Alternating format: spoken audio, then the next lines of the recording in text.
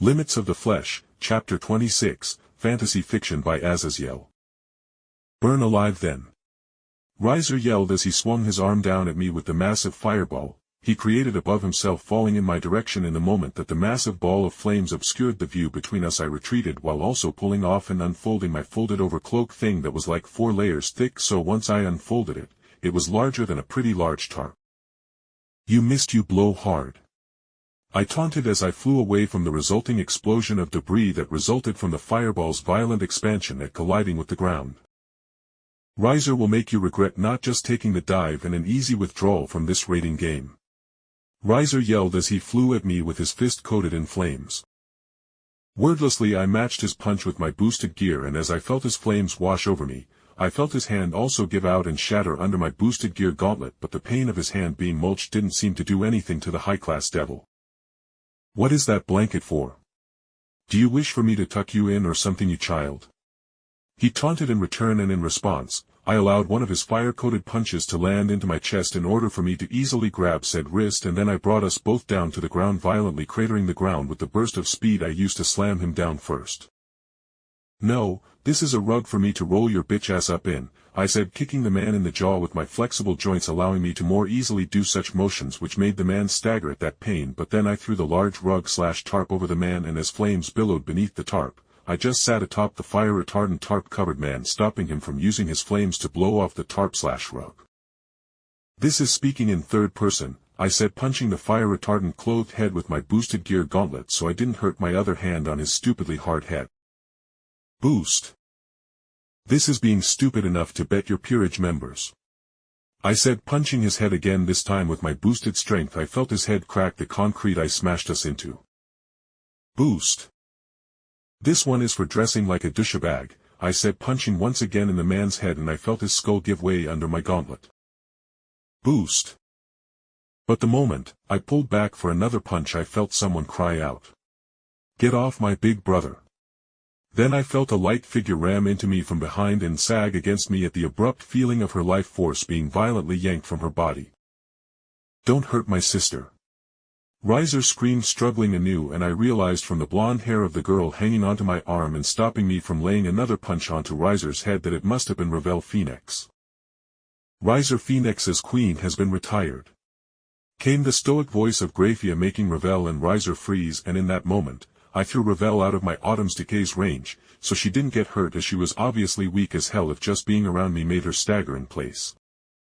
"Ahem.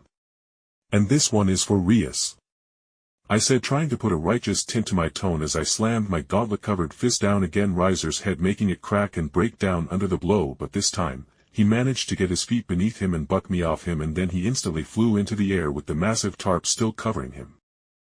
"Riser will not be cheated because you wanted to rely on some stupid item to counter the great Phoenix flames," he roared, and I deadpanned at his response. How great can Phoenix flames be if a bit of modern chemistry can completely negate it? I mean, literally every race car driver has a suit made out of the same thing that was used to smother your flames and make you into a piñata for my beloved pawn.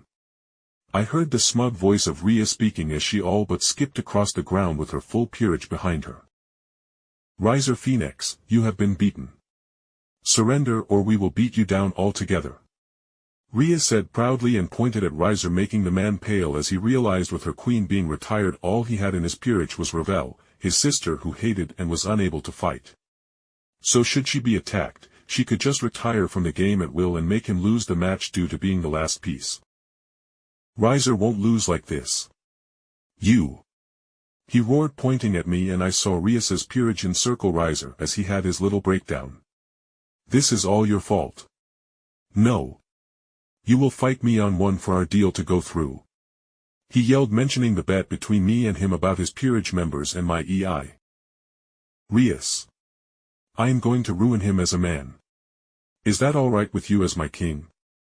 I asked, asking if she was willing to give me political protection, and she, seemingly realizing I was rather irritated with how much of a sore loser Riser was, nodded as she had dreamed of obliterating Riser with her power of destruction. "Riser, it's just me and you. No little science experiment that renders your bloodline moot. Just your bloodline versus my bloodline. I said cheerfully as I once again activated my Autumn's Decay with Rias's Peerage backpedaling, seeing the grass and everything dying in the wake of me, doing the opposite of Senjutsu and just devouring all the life in the world. Fine, you low-class devil, Riser Phoenix will show you the power of a pure-blood devil. Riser roared, flaring out his large flames made out of his phoenix flames. Ah, my bloodlines are better, wanna see? I muttered, with only the rating game's audience being able to magically hear me as I gently cupped my hands together at my side, and then I could all but feel the world freeze as I began swirling power of destruction and holy lightning in a sort of yin-yang formation that I had spent the whole training trip preparing for when I wasn't getting close combat lessons beaten into by Kaneko. Die! Riser yelled, bringing down his form coated in so many flames that he appeared to be a small skyscraper made of flames, with the point aiming directly at me. Wordlessly I pushed out my hands with the yin-yang ball combination of holy lightning and power of destruction, with very weak little barriers in the formation separating the elements. But once those barriers hit the pillar of fire, they easily broke down, and the stored-up compressed holy lightning and power of destruction exploded with all the wrath of a dimensional deleting nuclear bomb, making me curse as the force far exceeded my expectations with how much I had already boosted myself, making the compressed elements far greater than I tested before. After I unburied myself from the rubble, I got myself launched into. I saw that thankfully Rias and the rest were fine after they all set up some barriers, with Rias and Aquino making magical ones and Kiba making a wall of swords that seemingly blunted the majority of the explosion. Walking over to the ditch where I saw the Riser get launched, I could see he was already crawling back to his feet with his clothes having been burnt and shredded from the explosion, and as I looked over to Ravel, I got a quick glimpse of her breasts as she quickly healed whatever wounds she had from the explosion. Big brother, he has to be exhausted after that. Get him. She cheered, and I wanted to deadpan that other than using like a quarter of my magic I was perfectly fine, but Riser seemed to take her words to heart and roared as he flew towards in the hopes of besting me in melee combat. Alright, I am done with this fight, I said with my soft voice, only reaching Riser and the audience. Then my uncovered boosted gear hand grabbed Riser by his throat as I boosted my reaction speed as high as I could, and then I absent-mindedly slammed the high-class devil on the ground as I scanned through his body and copied over his phoenix bloodline. As you never know, being able to heal after being decapitated by surprise could prove useful. Then came my magnum opus. I first twisted his spinal nerves like a pretzel so he couldn't move, and then I went about switching all his hormones, lengthening his hair, and then Ravel screamed as from the already shirtless chest of Riser Phoenix, her once manly pectoral muscles lost their definition and began to stretch as Riser Phoenix officially became a full-blown woman with fully functional ovaries and everything.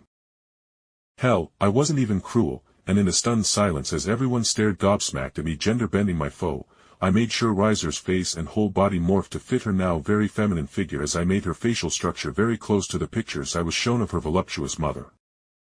Congrats, Riser Phoenix. The operation was a success. You are a fully functional female. Scratch that I made your ovaries with the fertility of a rabbit in heat, you are going to be so popular with the noble families that want a piece of the Phoenix bloodline. I said cheerfully, but then I was greeted not with the screech of the stunned Riser, who was hysterically checking her body.